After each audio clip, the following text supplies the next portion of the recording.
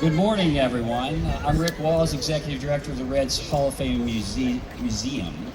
Finest team Hall of Fame in all of baseball, might I add. From 1869, when the Red Stockies became America's first professional team, the Reds have made this area of the city its home until 1970.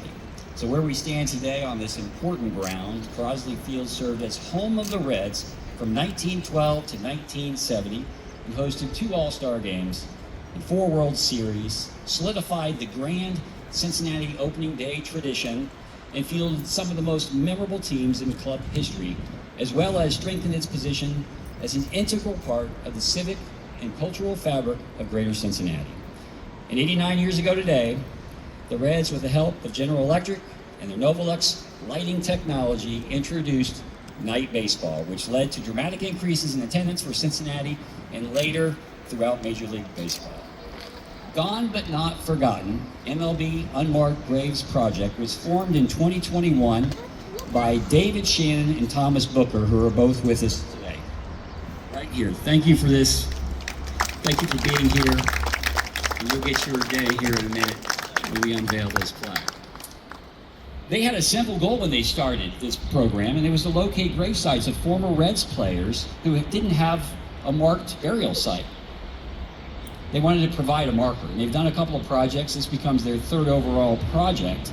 But in their research, they learned that Reds pitching legend Paul Derringer was cremated, and he didn't have a burial site. So rather than create a gravesite marker, they looked to instead to honor his life, career, and accomplishments in a public place where people could visit and pay tribute to Paul and all of his accomplishments. And where better to install this tribute than at the site where Paul Derringer played, and more specifically on the light tower for the first night game, where Paul pitched in that game, a complete game victory, 2-1 win over the Philadelphia Phillies.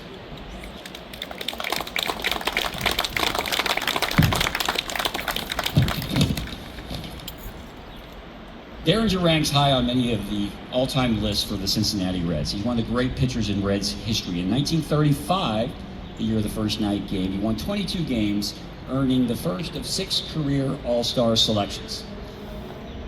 He ranks 3rd all-time in career victories and innings pitched, and 9th in all-time career strikeouts. In 1958, he was one of 5 players comprising the first Reds Hall of Fame class. And he died November 17th, 1987, at the age of 81. Now, while we're here to recognize the past, innovative thinking, like in 1935, is critical in today's and tomorrow's game. Please welcome the person leading these efforts for the Cincinnati Reds, Reds President and Chief Operating Officer, Phil Castellini. Thank you, Rick. Thanks, everybody, for being here today. You know, Rick and I have been talking about this site for over 10 years and what more we could do to bring honor and recognition to this Crosley site, so we're glad to be here. You know, many firsts in baseball have happened because Cincinnati is an incredible appetite for innovation. We always have. And innovation requires organization, their leaders, to lean into big ideas. The first night game happened right here at Crosley because General Electric and Cincinnati Gas and Electric, known as Duke Energy today, allowed the greatest minds to get together to get it done. And just think about how that's changed not only the sport of baseball, but all sport.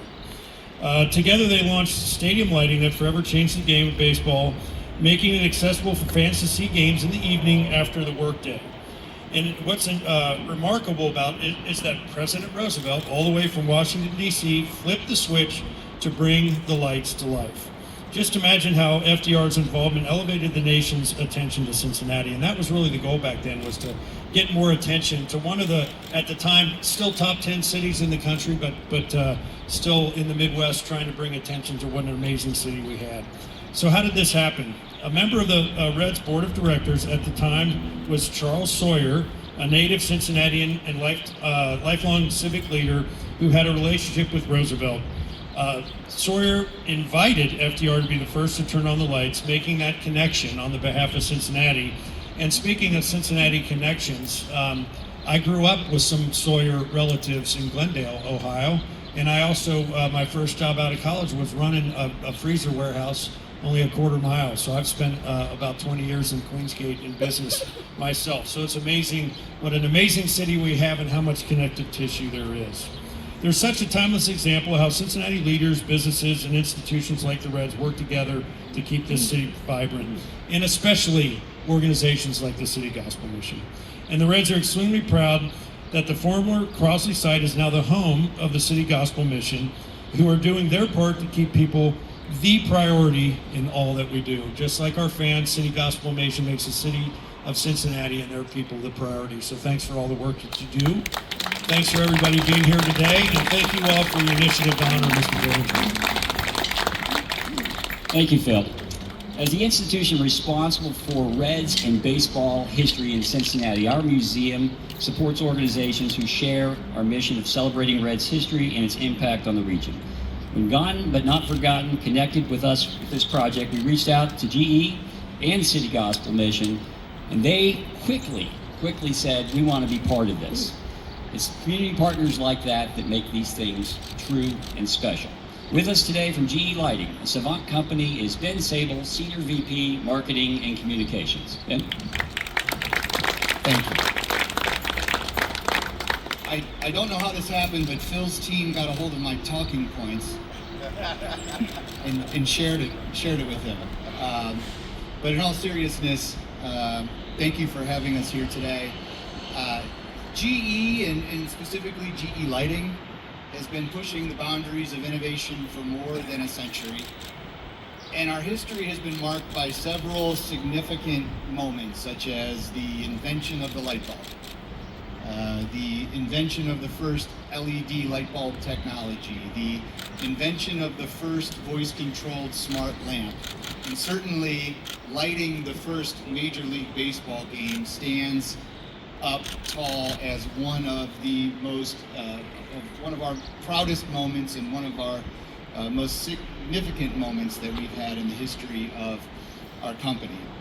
And these accomplishments are incredible, but they cannot be achieved without teamwork and a willingness for multiple parties involved to work together and to make things happen. And we're seeing that in action today. And so, on behalf of GE and GE Lighting, a Savant company, we just want to thank everyone that's here today, all of the players who have had a role in this accomplishment, in recognizing this significant historical event, and the achievements and accomplishments of Paul Derringer. Thank you so much for having us. And thanks for being here. Thank you, Ben. Thank you for being with us today and helping continue to recognize this important advancement in the game. So in 2016, when City Gospel Mission expanded their facility, the Reds Hall of Fame collaborated with them to create a place where Crosley Field could be remembered, and visitors could walk the hallowed grounds where so many legends played the game.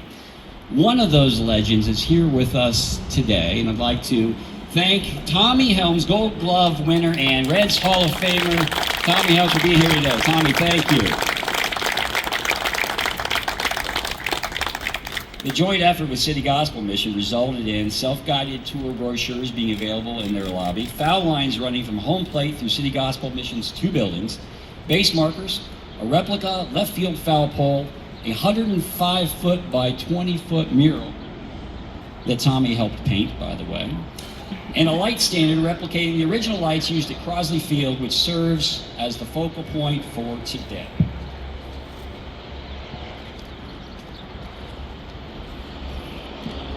And now I'd like to bring up the leader of City Gospel Mission, the partner and believer in everything that we do, and we believe in what he does, Dr. Jonathan Brown.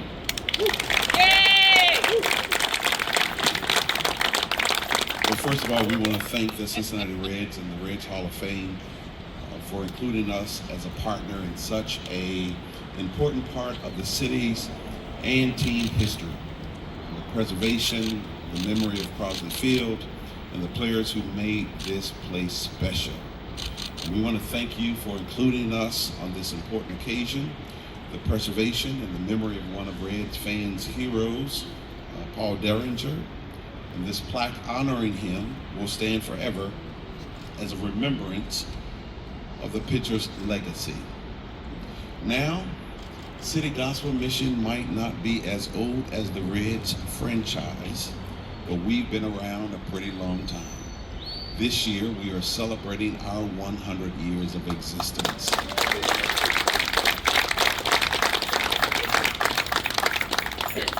We've been honored. We are so honored to have been a part of the city's fabric for so many years, joining with our generous and compassionate community to serve the homeless, to serve the helpless and the hurting.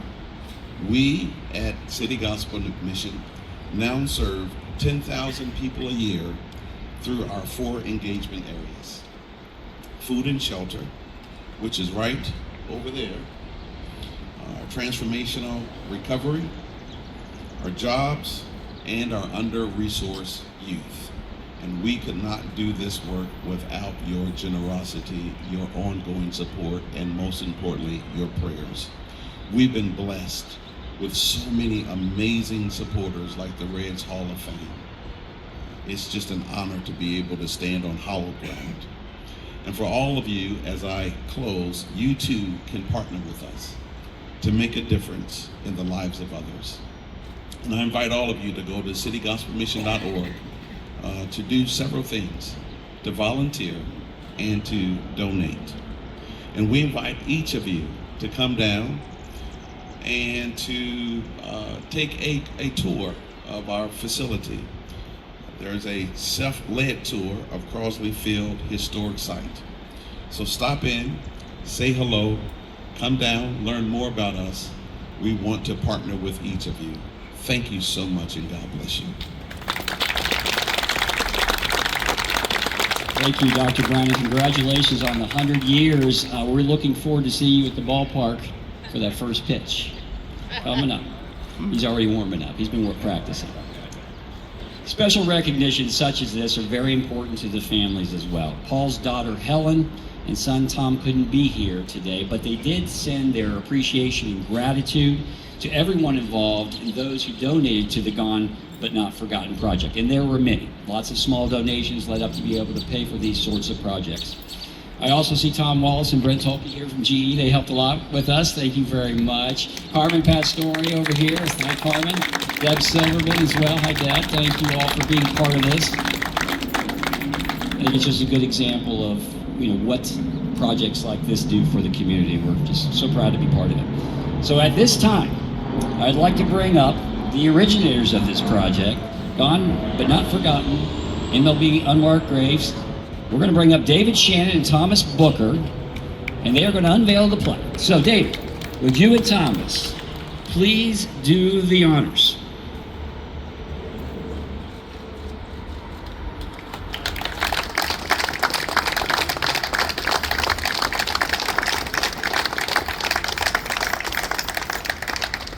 On the light tower where Paul Derringer pitched the first night game in Reds history, 89 years ago today. This concludes our ceremony. The dignitaries will be around a little bit if you want to ask questions, talk to them. You can also see our display over here featuring the first night game. We thank you all for coming. I will ask that the guests here stand for a photograph so we can get that taken care of right in front of the podium. All right, thank you all.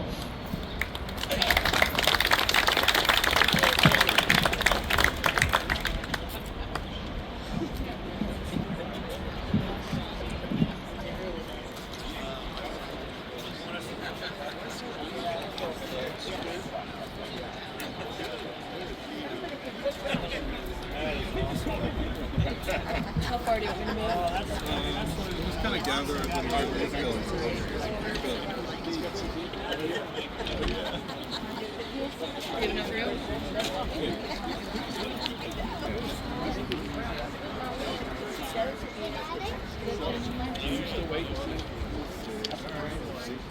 Rick, you want to slide in right over here?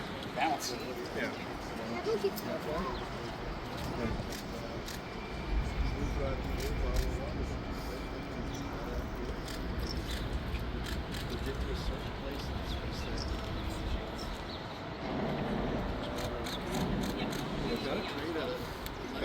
Very good. Thanks, everybody.